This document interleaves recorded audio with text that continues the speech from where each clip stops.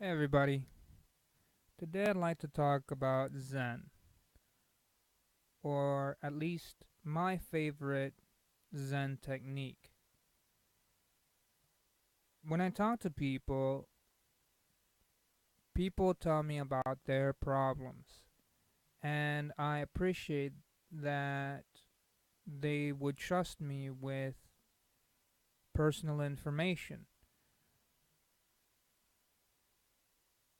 A lot of times, they'll tell me that they're having issues with something large or something about themselves in their daily life or in the greater scheme of things. It can be as complex as the universe and energy, or it can be societal with government or social movements. It can be uh, something to do with their family or their love life, and it can be about them, you know? Basically, it's usually because, or one of the most integral components of their issue is due to the fact that they're getting hung up on terms and definitions. And a long, long time ago, we created language in order to be able to express things, but language is only ever representative. It doesn't encompass that one thing.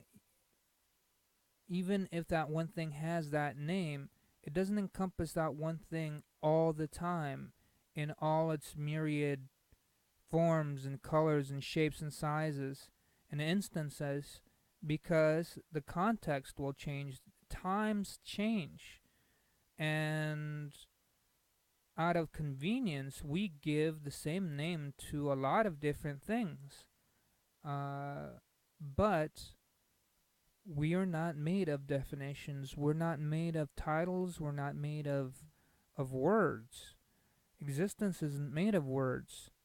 So they get confused because when they're thinking through the problem, they're using terms and they're using terminology and words and names and labels for things that really don't fit. So they get confused because they think, oh, well, this is a contradiction. Well, life really is a contradiction. It's supposed to not make sense, um, basically, most of the time. Any physicist will tell you, any scientist will tell you, should be able to tell you that change is the only universal constant. We change, people change, the world changes. I think myself fortunate for living in the age we're living in because of technology. We're more aware of that change now, but people fail to understand that that same random, chaotic nature applies to us too, in the sense that when we're changing, when we're going through life, uh, constantly in flux, constantly on the move, it's not going to make sense. It's going to have a mystery to it because no one can see the future. And no one can recollect the past perfectly. That's just the nature of it. That's natural, and natural is good. Natural is always good. So, um, down to the nitty gritty. The technique. The technique, it seems simple, and it is. It's meant to be simple, but the implications are vast. If you truly grasp the extent to which this applies to your entire life, then even though the technique itself is simple, if you really understand what it's saying and you really understand how far it reaches, it will basically deconstruct everything in your life from here till as long as you keep using the technique. And I use it almost like a mantra. I repeat it. I keep it fresh in my mind. I keep it on the forefront of my thoughts. As much as possible. I'm very human. It will slip my mind, but anytime I take a step back and take a deep breath, and I have a second to collect myself, or to retrace my steps, or to look at the big picture, I will usually remember this technique and I will employ it. So here's the technique. Basically, you remember two things. One is the definition of the word definition. Keeping in mind that the very nature of defining your existence is very limited and limiting. It's divisive. Uh, when you define left, you say left is from point A to point B, you've automatically implied right, because left has to have an opposite, doesn't it? Or does it? You know? So as soon as you define something, you've created a boundary and you've automatically created its opposite. It's You're thinking of it even though you don't realize it. It's like me saying to a person, don't think of the color red. Oh, busted. You know? You automatically go down that road even though you didn't mean to. So, black and white, left and right, up and down, good and bad.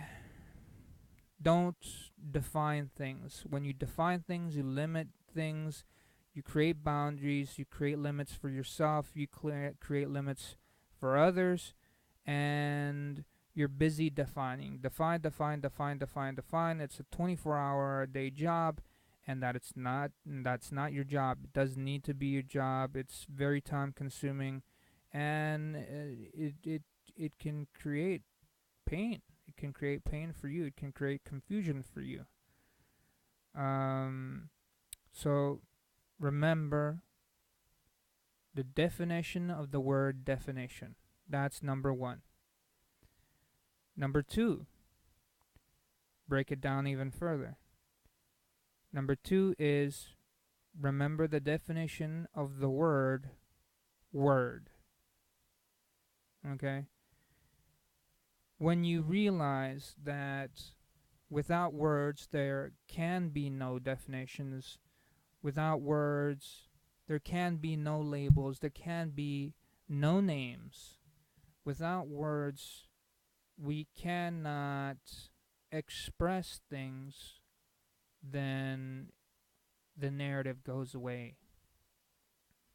You know, the little angel and the little devil on your shoulder, they go away because you can't ex- you can't voice things, not in language, and you're left thinking almost like the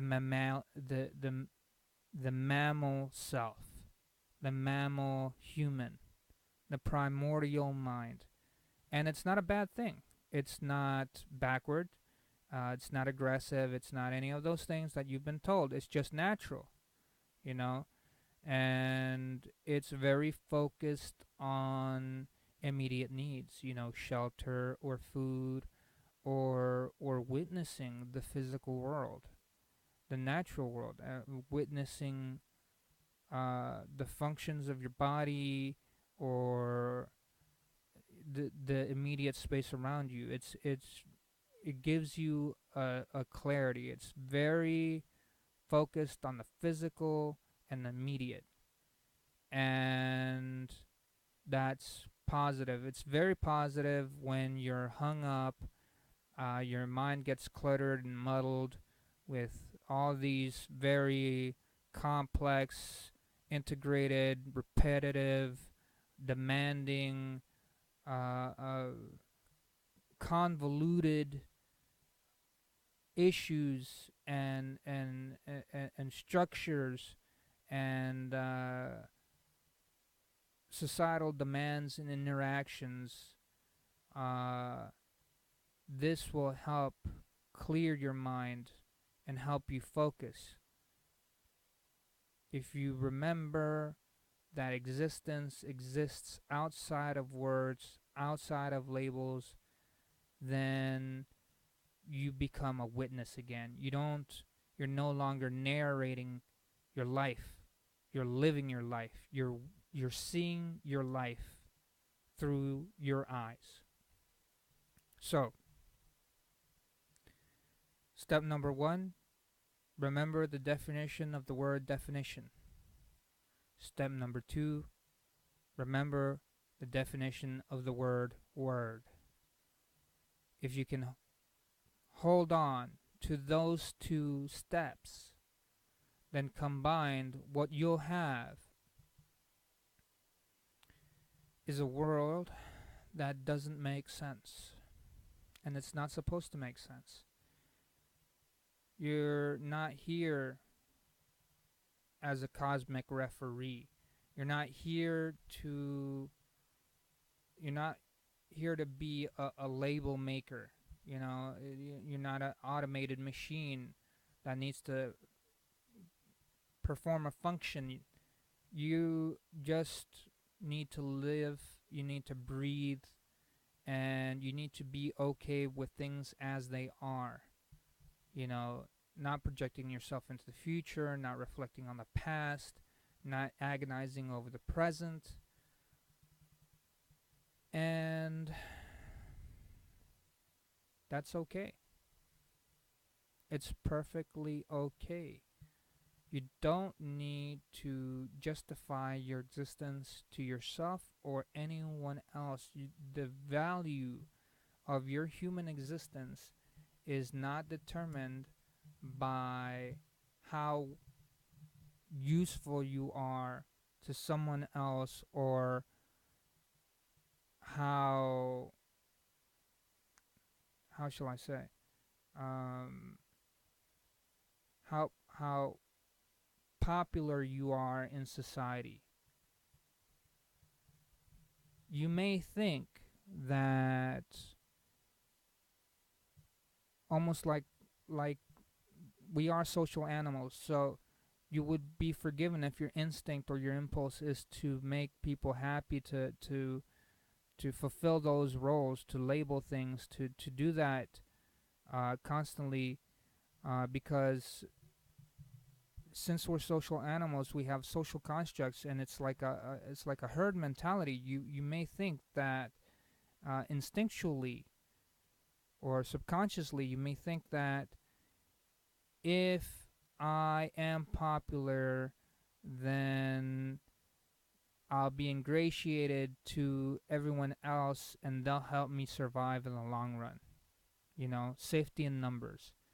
Um, but when it comes to your mind, it can be damaging. It can be damaging because it gets really fucking confusing really, really fast. And it's completely unnecessary, and it's by and large artificial. You know, in the very, very, very beginning of humanity, when we were basically nomadic cave peoples, then our society was basic enough to where we could very accurately and very easily and with very little maintenance make everybody happy. We could anticipate people's wants and needs, and everything that society dictated was, geared towards your instinctual self. So basically, if you just acted like your mammal self and went around hunting and gathering, then you would automatically, by pleasing yourself, please society. But as society has advanced, it's gotten more complicated, and since because of technology and other things, society's needs and wants now may be completely detached from your instinctual self. So now you're basically what would make you happy, or your impulses or your needs, or your yourself, uh, may be a direct contradiction to what you believe that society demands of you, and you're probably right. Though it shouldn't be that way. So you'd be right in assuming it, but society's wrong for asking that of you. And basically, because of this dichotomy which exists now, which is a modern invention, which is completely alien to what we're supposed to be doing as a society, as humans, as a species, because of that, now it's damn near impossible for you to think along the lines of these social gathering, or hive, or swarm, or herd, you know. And that's what creates anxiety, that's what creates confusion, that's what makes it impossible, that's what makes it damaging, and that's why you need to remember that it is artificial. And by using step 1 and 2, you deconstruct everything that's asked of you, and you're left with your baseline, your human baseline again, your mind's baseline.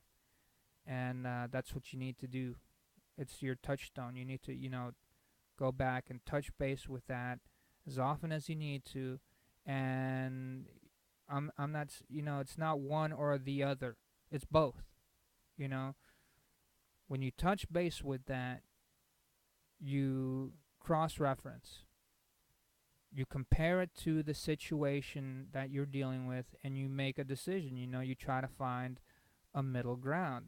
And if there is no middle ground, you know go to the other extreme, go to the basic extreme, and vacation there for a little while.